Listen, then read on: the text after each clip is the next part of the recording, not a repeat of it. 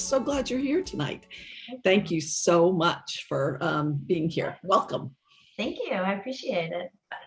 Awesome. Why don't we start with, do you want to just say a few couple, just, I know we've got a lot on our agenda today, but maybe say a little bit about how you got introduced to tea and your aunt. That I always love that story. Just a brief overview of that.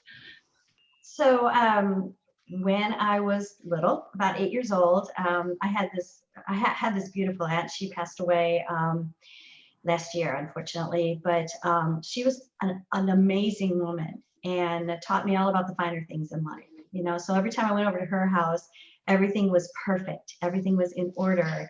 She had all the antiques, all the china. She didn't have a lot of money, but I thought back then that she was the richest person I knew. And she didn't have any children. So she was very fond of me and I was very fond of her. So we were very close. So when I went over one day and we were sitting on her couch, with the plastic and how that was back then. So I was trying to be really careful not to mess anything up. And she said, "Would you like some tea?" And I didn't know what it was because my parents always just drank coffee. So instant coffee, actually, which was terrible. And so I never got into the hot beverages until I sat with her and she set down this beautiful teacup and a little bit of cream and a little dispenser and then just some sugar cubes. And then she poured this gorgeous amber brew into my teacup. And I was just like, what is this? What's going on? I mean, this is just so pretty. Everything was just pretty. And so I took a sip of it, added a little bit of cream, added the sugar cube, and it just fell in love with it because of the experience. I mean, I can't remember what it tastes like, but I remember what it looked like and how it felt. And that's what did it for me with tea. And so as I was growing up, my friends all drank coffee or Cokes, but I would drink tea. I would drink iced tea. We were from the North, so red rose tea in a tea bag was what I drank all the time. And really would add a little cream, but that's about it. Or milk, actually, add milk to tea.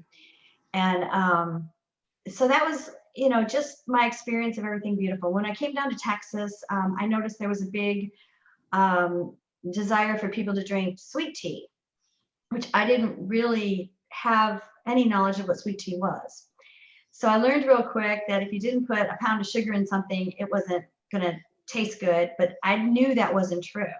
So I started searching out places that I could go buy tea. And one day I went into Whole Foods and I noticed that they had some tea in a tin.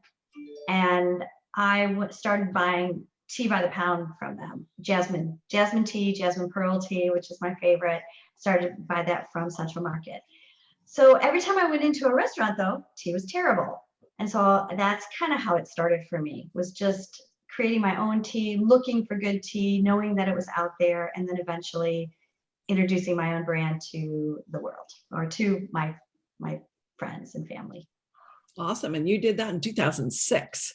In 2005, actually. 2005, okay. Yeah, I went to one of those little church bazaars and I put my teas out, just 6 little teas to see if people would buy them. And, I made my labels and did all this stuff. And I couldn't believe nobody knew what it was. They didn't get it. They thought it was, a pile of marijuana in there because it looked like it was a white tea, And I'm just like, you guys don't even know what loose leaf tea is. That's amazing. Nobody did. So eventually that year, the next year I opened a tea shop. And from there, it just sort of took on a life of its own. So. Oh, that's great. Yeah. Yes, thank you. Well, I know some of the questions that we get being partnered with you is just the difference of the teas, because people are asking for, what is green, what is oolong, what is all these. So could you take a few minutes to share with us the different types of tea? Of course. I don't know what everybody's experience of tea is, and I know some of you on here already have talked to me before, or we've, but so this will be a good little refresher. But all tea is from the same plant, the Camellia sinensis tea plant. And whether it's black or green, white or oolong, it depends on how the tea is processed. So if they take 2 leaves in a bud that they pluck, kind of 2 leaves and a little bud in the center, they'll pluck that. And then if they want to make black tea, they'll break the cell of the leaves and they'll expose it to hot air. And when they do that, that turns the black tea, the green tea, to black. Kind of like if you were to bite into an apple and you notice that it goes from white to brown, That's what's happening with the leaves in a controlled environment with air. So as the tea oxidizes, it gets stronger. And of course, then they break the leaf, and there's different sizes.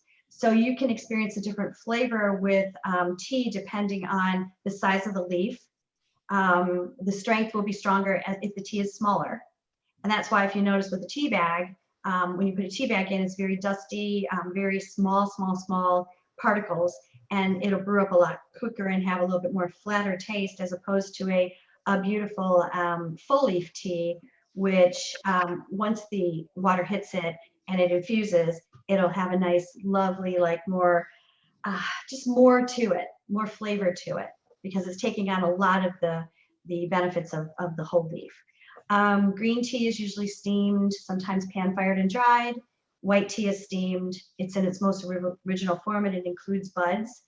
And then oolong is oxidized at different levels. Then you have herbal teas, and that's a whole nother animal, because that is not tea at all in most cases. Unless you add the Camellia sinensis tea plant in it, you can drink an herbal tea with absolutely no tea plant in it, like hibiscus, chamomile, lemongrass, lemon balm, spearmint. They create teas out of all those things. Moringa is a big deal for me right now. I'm in love with that herb. So you have, your caffeinated teas, your blacks, your greens, your whites are teas with caffeine naturally, and then you can have herbals with no caffeine at all, but actually no tea plant in it. So does that kind of give you a good idea? Okay. Absolutely. And make sure if you have any questions, you can put them in the chat box down below if you'd like, and we can make sure we ask Brenda after the presentation. Okay, so one of the biggest things when I started Regenrus, I know you and I were in the early days and talking about carrying tea in our wellness line. So we know it's important that what we put on our body, what we put in our body is so important. So tea is, we really wanted people to focus on water and tea, which is the two just holistically the best that they can drink. Because I believe, if I'm correct, Brenda, the second most popular drink behind water is tea. Most popular, drink. Absolutely. So that's awesome. So, but you knew how important Regenrus Cares was to us. So those of you that on the call may or may not know that what we make sure, and when we partner with our partners or suppliers, that there's a give back attached with when we source our products and when we sell. So when we sell, everything goes out through Regenrus Cares to donate to social causes. However, we partner with people that are doing things for socially good. So do you want to share a little bit about what Sterling Tea does for social impact? Well, for Regenrus, of course, we love partnering with you, and part of that is because we make 5 teas for you: the Revitalize, the Revive, the Refresh, the Relax, and the Rejuvenate. And I know that you're doing great things every time you promote those and sell those to your customers and your partners. For us, we focus locally. I like to work with Meals on Wheels. I have a very near and dear place in my heart. They did great things for my dad and for my aunt when they were both alive. And so that's where we focus our time on. And then whenever we can partner with nonprofits such as yourself, we worked with the National Foundation for Breast Cancer. I try to do unique and special things to help them with our product. Wonderful. Thank you for what you do there. It's very, very important, Brenda. We appreciate it. All right. How about, where do you get your tea from? I know that would be one of the questions people would probably want to ask. Yeah. So if I had $1 for everybody who asked me if I grow tea in my backyard, it cracks me up because my backyard's not that big. But tea doesn't grow well in Texas or really in the United States. It's really not where where you find tea. Herbs, we can find some herbs like spearmints, peppermints. We can find those in the US, but for the most part, you have to go to other countries. And so we import from India for predominantly most of our black teas come from India, which I absolutely love the Indian black tea. China, though, our organic whites and our greens, oolongs, and some of the specialty black teas like Yunnan, those come from China. And then our herbs, many come from, Egypt and other countries in Asia, like the hibiscus and the chamomile, and even our spearmint and our moringa and some of those herbs. So it's not one place. It's not super easy to, figure out like what you need from where, but eventually it all kind of comes together. But we have to do a lot of bringing in from a lot of different countries. So import's very important. Shipping in this country is very important to me. Absolutely. Absolutely. Thank you for sharing that. Another thing I wanted to ask is, what's the difference between loose leaf and bag tea? What can we tell people about? Well, I can tell you from what I know mostly. Now, there's always exceptions to rules, but I'm going to say basically, if you go into the grocery store and you pick up a box of tea bags, and you notice when you open them up that they may be packaged with a little bit of wax paper inside of them. Maybe they're not even like that anymore. I don't know. But you're going to find that the tea bag is not going to hold its flavor very long. And so the first thing I notice about the difference between loose leaf is it tends to be fresher. In our case, we make our teas every week. We blend 4 days a week. So the teas will be very fresh. When we make tea for you guys, we're going to make the blend and we're going to package it for you. Tea will have a year and a half shelf life if it's properly packaged. It's important that it's airtight and out of light. So if you buy tea, its shelf life is much better than like coffee or other products because it will last. But if you put it in an environment where the air can get to it and where it can leach out its flavor and its smell, then you're going to get just a boring cup of tea. It won't taste as good. And so with the tea bag also, because the tea bags are smaller, they have to use what they call TBC, which is tea bag cut ingredients. So you're going to get the smallest leaf of black tea, the smallest herbs, everything's going to be cut up so small that you're really not going to get, like I said earlier, the whole experience of the leaf. You're going to get this fine powdery substance. I always kind of compare it to the bottom of the cereal. You open up your cereal, you've got the bottom, which is the dust, and then you have the Cheerios on the top, which when you add those to milk, those taste delicious. But if you drink the dust part or eat the dust part, it's not so great. So it's kind of like that, where you're just getting the dust. You're getting the bottom of the barrel, usually in tea bags. Now, there are some tea bags that are in pyramid shape, and they can be a little bit better tasting and with a little fuller leaf in the bag, but it can't be super big because, again, they're small. So the leaf has to be small. So I just prefer it. The other reason why I really like it is because you have more choice of how much you want to use in your cup. And so you're not limited to the 1.75 to 2.5 grams that they might put in that tea bag. And it's less expensive overall. So you're getting better tea that's probably fresher, and it is less expensive than all the packaging that goes on with the tea bags. And I just know that from experience. So. Great. Thank you so much. I'm hoping I'm going to be able to share this picture with you all. Can you see the picture of Brenda with our tea? Oh. So I've been to visit Sterling Tea and her manufacturing, and it's just fantastic. So this is her showcasing her finishing products of our teas before we pick them up. And this is just a snapshot of her warehouse of all the teas. So she is a very large facility and serves a lot of restaurants and you do all kinds of things, don't you, Brenda? I don't even know everything, but it's massive. That's why I want to let you know it's not this little tiny tea room. She has a very large facility. So I was loving showcasing our teas with you, Brenda. Thank you. Yeah.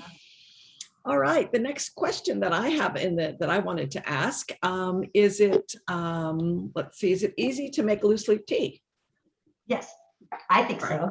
I don't know, what is the other people's experience? I think it's very easy once you unlock the secret. So I've got the secret right here. So I'm just going to Okay, you want to show us? Okay, I'm going to have to put it in front of me because I got this fake background here. So just a clear cup. Now, I'm not going to make tea because I'm in my office and I don't have anything here. But you can imagine that you're going to take this cup and then you're going to take an infuser, okay?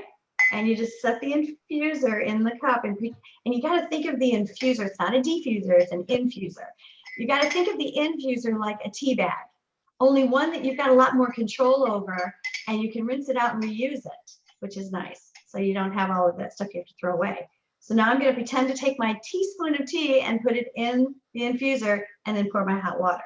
Okay, so now this little infuser has a lid. And I think you guys sell these, don't you?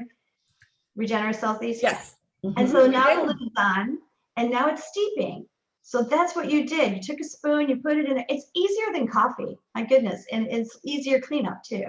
So it's steeping. You can even use coffee if you wanted to use coffee, you could use this for coffee too, but I think it works great for tea. And it is stainless steel. So it is, like I said, it's washable, reusable, dishwasher safe. So when you time your tea, you're going to time it from anywhere, depending on what type of tea it is, anywhere from 2 minutes to 5 minutes. And you really don't want to go over, and you don't want to use too much tea, because less is not necessarily, I mean, more is not necessarily better. So it's a teaspoon per 6 ounces. That's it. It's just so cost effective, again, when you're using loose leaf, to just put your teaspoon in, and you can steep it a second time also. So once 2 or 3 minutes hit, because I like green tea, so I always steep it for 2 minutes, I just take the lid off, and I put the infuser with the lid so it doesn't drip. It acts as a drip catcher, and we're done. Now I just get to enjoy my tea, and then I can make it again if I want. So but there was a question as to whether or not you have to cover it, because I don't typically cover mine. I like to cover it. I don't know why, but I just do. That's why I made a cover. There's really, I like to capture everything I can. And for some reason, I feel like if I'm doing this, I capture it all. It's just a weird thing with me, but but no, I don't think you have to, because like in the case of a tea bag, you never did, but you don't have to cover it. I just always have. And I just you may want to test it tomorrow morning, cover it and see if you notice a difference in the flavor, and let me know in the comments down below. But I like how you said you can steep it a second time. Yes. I've gone as far as doing a third cup with it. Depending on the tea, especially oolong, and I've done that with the jasmine pearls. It really depends on the tea, how many times you steep it. And I just don't want to say too much and then have people be disappointed. So when I tell people twice, so like for me in the morning, I have a 16-ounce mug, which most people don't have an 8-ounce cup, right? So I'm already starting out with two teaspoons and 16 ounces of water. And so I steep that, drink that, and then make my second cup and take that to work. And of course I got tons of tea at work too, but if I didn't, I would have just had 32 ounces of tea. And I think that's enough. At some point you got to stop. So that's, so I steep it twice because that's what I do. But if you steep it 3 times and you're happy, go for it. You don't want to waste your tea. Well, so Carol's family would do 80 cups with 1 teaspoon. That's what she was putting in the comments. I'm like, what? No. I'm not looking at the comments. You know what, Carol, you're right. You should teach this class because you're the one with the teacups in the background. But yeah, I mean, I'm only teaching from my experiences, but boy, if you've got a situation where you can make it 80 times, and I have met people from Asia, and they do make tea differently and do it. And like when they make oolong, they take their infuser and they pour the water over, and it's really fast. I mean, they don't steep it like as long as I do. So everyone's different. I just know that the rules that I apply to making tea work for me and work for most people. And you got to start somewhere. And then from there, you can take it wherever you want to go and, be as creative as you want, just like you would be with anything else you're making, And I'm thinking each time you steep it, the nutrients get less and less, right? And the caffeine too. Yes. Okay. So your second or third cup is going to have way less caffeine than your first cup. So that will help you, if you're caffeine sensitive, to continue enjoying your tea without, the excess caffeine and buzz that could go with it. Okay. Carol, do you want to ask your question about the terroir? I thought that was really a really cool question. Okay. I'll ask my question about the terroir. So I popped in the chat there that if you have the same tea and you grow it in different places or in different countries, does it taste different, like a wine would if it's, Yes. you know, because Absolutely. Absolutely. And even season to season.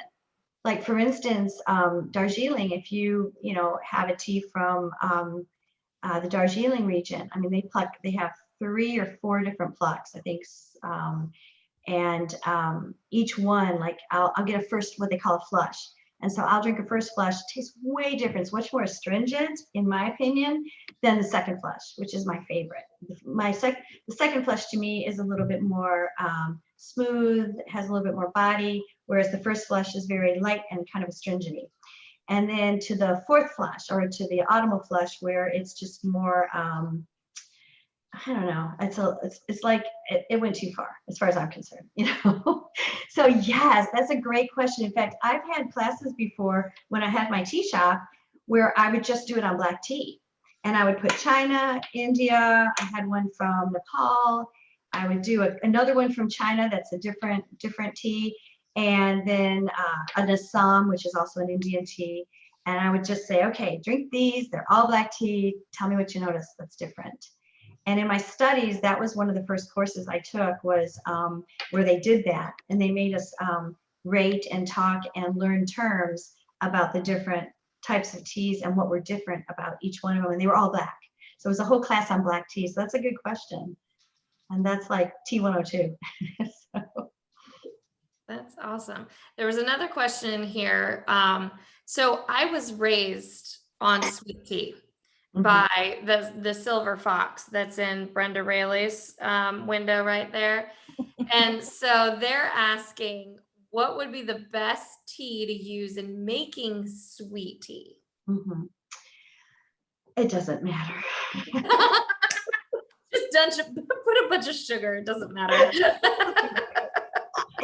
And this is what happens at most restaurants. And let me use an example of a barbecue restaurant. Okay, they're going to use the cheapest, least expensive China black tea in the fannings, very, very small dust, goes into a filtered tea bag, kind of like what you see with some of the store brands when you want it, like Louisiana or Salado or whatever it's called, a Salada, that's what it is, Lipton. They're in a tea bag because you couldn't have those loose because they're just a bunch of powder. And so you throw that into, or they'll put that in one of those commercial tea machines, and then they'll add all the sugar and then they infuse it. So as long as the water is hot or the tea is hot, then the sugar will melt into it. You might as well just use really cheap tea, because I think that was created to hide the bitterness of the tea, which comes from, I think, that sun tea from, cooking it out in the sun all day, which I don't get that either, but you guys would know more than me. It's not something I've ever done. So just anything, doesn't really matter.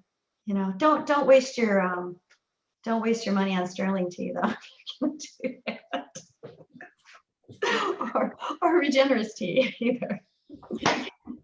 Tell what you think about sweet tea. I have an opinion. That's funny. I like Julie's question. Julie, do you want to ask yours about bulk tea? Sure. How can you make bulk tea? So are you saying like a pitcher of tea that I can just throw in the fridge and reheat or drink cold? Okay, well, there's several ways to do that. It'll take a different type of tool, because this is more for this tool here is more for an individual. If you want to do something larger, you can do a couple things. First of all, you can get a tea filter, and you can buy those online. They're everywhere. They're just it's a tea filter that has they're large tea filters, and you make your own tea bag basically. So you scoop the amount of tea that you want, which is usually if you're trying to make something more concentrated, it'll depend. So if you just sort of say, let's say you want to make 32 ounces, I would recommend putting 4 heaping teaspoons in there. Okay. And then put it in your filter, which I wish I had one to show you. And then I actually do have one. Can you hang on one second? All right, so it looks like this. Ever seen these? Filter. Okay, Finum makes them, T-Sack makes them. You can go on Amazon, they're all over. But you just open them up and you put your tea in there. And then once your tea is in there, and they're larger than this, they're small ones, they're large ones. Once your tea is in there, you can take an iron, if you don't have a heat sealer, and just put it on your ironing board and iron them closed. And they'll stick on themselves. And then you've made yourself a tea bag.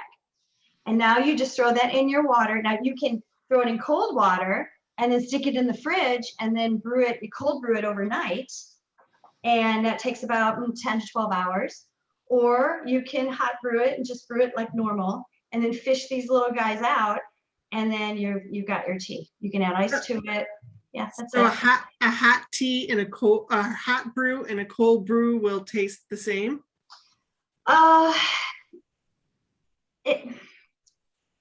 It'll be a little different because you're brewing. I really like cold brew. If you can have the patience, do a cold brew. I think you'd really like it, especially black tea. I like cold brew black tea, but they'll taste similar. You know, for you, I think you'll be fine with either way. It really just depends on what you want to do. I try it both ways and then decide what you like better. But it really depends on how much tea you use. So like I said, if you just start with 1 tablespoon or 1 teaspoon to 6 to 8 ounces, that's a really good rule of thumb to start with. And then add your ice. Now another way to make it is there's this product called the Takia, and I like this product. It's a quart, and then it has an infuser built right in it. And so you just unscrew it, and it just has its own screw-on filter, goes right in. You'd have to see it. I wish I could show it to you, but that's another thing. And you make a quart, and that's super simple. And you can cold brew or hot brew that as well. And let me think of anything else. What is that called again? T-A-Y-K-E. Take T-A-K-E-Y-A. Takia. They are a tool that I used to use a lot at my tea shop. And I don't know, it's a good product. I don't have any affiliation with them, but I just used it and I liked it. Makes it super simple. Those are the two methods I think work best when you're dealing with loose leaf tea, is making your own tea bags when you're trying to do a lot of tea. That's what I would recommend. Go ahead. I've Is it also something have like never. this, Brenda, that has like the little one inside the picture? That's exactly what a takia is. So anything like that where you've got I've never seen, the only thing I don't like about that is it's got holes. Yeah. And you have to make sure that you've got a nice tight mesh, or your tea is going to leak out the sides. It can. So that's why I like the takia, because it's got a really nice mesh to They it. also come when I put that in, I get it. I've also have never ever put milk in my tea. I put milk in black tea. I like it. That's the only thing I'll do, is just like my English breakfast, or I'll put some milk in it. What do you think, Carol? No? Do you put your milk in first or afterwards? I know there's a rule, but I put it in after because I just like to double. Oh, we I put just double ours it. in first. Yeah. I don't take my tea with milk in it. I like it. Well, I was going to say I like it black, but you've got to be able to see the bottom of the cup easily. It's that color with no milk in it when I drink it. So I'm not the one to ask. It's black tea. I like a little cream in it, or milk, not cream, milk. I just like a little bit of milk in it. Just that's it, straight. Like, but if I get a flavor or green or anything else, no, nothing else. You don't have to. It's a thing. It's because that was my experience, the very first experience I had. Remember, I told you at the beginning. So I just Do you ever mix your teas? Every day. That's all I do. That's my job. Like flavors or concoctions, or tell me. Yeah, I make over 200 blends of tea. So I get to a point sometimes I'll get lazy and I'll take one of our teas that we've already created, and then I'll put the two together, and then I make a new tea out of it. Sometimes it works. Like we have one called Pink Champagne, and it is our Charmed plus our strawberry hibiscus, and it's a certain combination. And I just turned that into a new tea, and it turned out really good. And it doesn't always work. I have a mistake downstairs where somebody put oolong in my jasmine pearls. So now I've got a pound of oolong jasmine pearls. It's a waste of jasmine pearls, but accidents happen. I didn't do it, someone else did. But But There's yeah, also other things you can mix with your tea, right, Jess and Cindy? Well, I knew vodka, Yeah. tequila, those. I knew Yeah. about the alcohol. but that's an after beverage. I was talking about the actual mix, like blending the tea. So I misunderstood what you said. But No, That's what I was talking about, Oh, blending the teas. yeah, I think that, and what I don't like is when some of the stores do it. Like I know there was this company called Tivana. I don't know if you guys heard of them. They were notorious for mixing teas together, and they would take. And the problem is then people would try to recreate that experience at home, and it wouldn't work out, so it was disappointing. So all I'm saying is, if you've got two teas you love and you want to mix them together, take time to measure, so that you can have that experience every time, and do things by the gram. I do everything by the gram. And Carol, I think you'd like that, right? Grams? Yes, I'm afraid So- I do mine by the leaf. So in a cup of tea, I'd have 5 leaves. But Oh, jasmine wow. tea, I tell you, it's really you'll hate me. So no, like for instance, you can do 10 grams of one tea and 10 grams of another, and then just do that every time. So you'll be upset if you never get that flavor again. You know, at least I would be. So I would want it to be the exact. What kind of tea are you drinking? Well, I use your tea 98% of the time. Oh, But sometimes, like, I'll steep them and then I'll go to steep them again. And they'll have like a weak flavor. So then I have a tendency to do it a little bit more. And then it'll get bitter sometimes. So can you tell me which tea? Because, well, first of all, like if you're doing the Rejuvenate, which is the strawberry hibiscus based tea, that won't get bitter. There's some teas that will, the longer you steep it. For instance, if you oversteep a green tea, that can taste very bitter. If you've ever had a bad cup of green tea, it's usually because you've oversteeped it or you burnt the leaf. So Charmed is, Revitalized is the green tea. And that one, if you steep it too long, it could taste bitter. But I have not experienced a second steep where it would get bitter. Is it maybe because I let it go sometimes too long? Is it Revitalized that you're talking about, or? No, sometimes I do it when I do the oolong. Sometimes I do it with the black. I drink more probably green or oolong are the two Okay. that I drink probably the most of. So I'll steep them with the hot water, and then I'll usually pour just like room temperature water over it the next time. Room temperature water the second time? Well, I've never done that. So I don't know what you're experiencing if you put room temperature. So when you're making your tea, okay, so a good rule of thumb for the best tasting tea is to boil fresh filtered water. And start with that, not tap water, not water that you got out of the sink that's hot. Because if you're doing that, I don't know what you're gonna get. But you should boil fresh filtered water and then let it cool down a little bit and then make your tea, okay? So if you're making then your second cup from maybe the leftover water? No, we have a filter Okay, that I use. So I use filtered water, and then I usually boil it Okay. the first time to whatever temperature, depending on the type of tea. okay. And then I steep it, and then I will take some water that's filtered and pour that over it to kind of re-steep it. And maybe that's my mistake. I should be heating the water up again to Yeah. steep it hot again. Maybe that's my mistake. I was thinking because the leaves are already kind of hot and so on, from being steeped, and I'm just pouring like room temperature water over to re-steep it, room temperature water. Well, I believe that is why you're getting a weak tea, Okay. That would be a good reason for the weak tea. But the bitter part of it, if you're leaving the water in too long, or you're leaving the tea in the water too long, it's going to get bitter.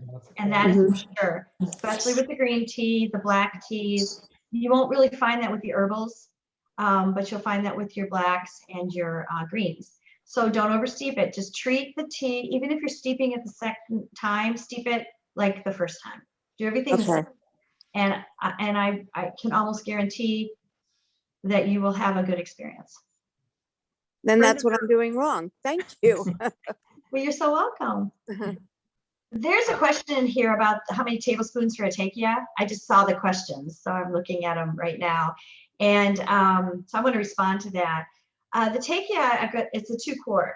So what I do is I put 4 tablespoons in, and I fill the water halfway.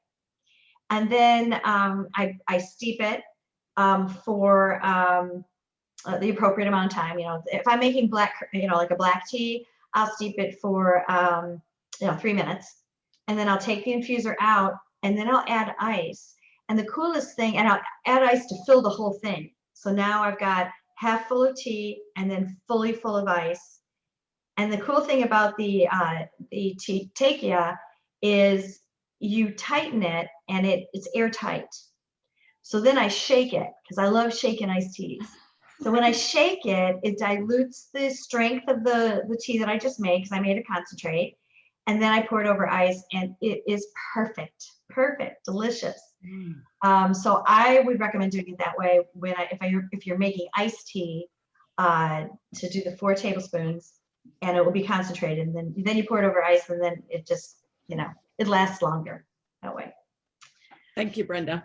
I know we're running way over because it's almost 8:30, so I really appreciate everybody. This topic is phenomenal, though. So it was all. Yeah, she told me 20 minutes. I'm like, no, but I just wanted to talk a couple things. One is we'll be happy to get Brenda back on our synergy to talk more about tea, but I want to teach you a couple things real quick. So first off, I want to share that. Let me share real quick. You should see this. Brenda she's an author. I'm so proud of her. Since I met her, she was going to write a book, and she finally did. I think it was 2019, 2020. I was trying to remember when she wrote it. So she has a book called The Ease of Tea. It is on the Regenrus.com website, so you can purchase it. It's a phenomenal book.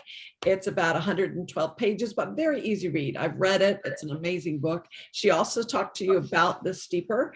I use the steeper in all the teas that I make. And so a lot of times will make teas for my grandchildren, and I just have a ball with those, and they're really easy to use. Take it to work, or just make a quick cup of tea or something. So if you are interested in Brenda's book to really get to know tea more, really recommend you go out on regenrus.com under the teas, under shopping, and you can purchase her book to support her. Another thing that I have to share, which is brand new that I just learned about, so I'm really thrilled to tell you about this one. And that is, if you don't have time to read, because we know we're always too busy, she has a program called Tea Mastery 101. And with that, she has created, a comprehensive but easy to digest and really easy to learn, everything you want to learn about tea. So you can register at the website that I just put down there, tvzoo.com. And she actually has 3 bonus gifts for you as part of the class. And it's only $27. So you can become a tea expert. So I want to highly recommend these to you to support Brenda and her business and your love of tea. So and we'll make sure in the recording of this that this is also written down in the description, but if you had a chance to write it down, I would highly recommend that as well. So thank you for offering that, Brenda, and for writing the book, for, making that class. I'm definitely one that's going to sign up for it so I can learn more about tea. Yeah, it's not everything you want to know, but it gets you started. It's not close to everything though. But yeah, the modules, it's in 5 different modules, and they're like 10 to 15 minutes long, so they're easy to get to. And I try to talk slow, and I just sort of answer the questions that most people have about tea, and you'll learn something new if you on the course. So let me know. Or if you ever have any questions, Brenda@sterlingtea.com, and I'm always happy to answer and just talk to you about tea. It's not a boring subject for me. I can talk about it all day. So email me anytime if you ever have any questions. But I hope I get to meet each and every one of you guys. I mean, of course, I know some of you already, but in the future, you know, we can get together more often instead of doing this all the time. For me, that would be great, you know.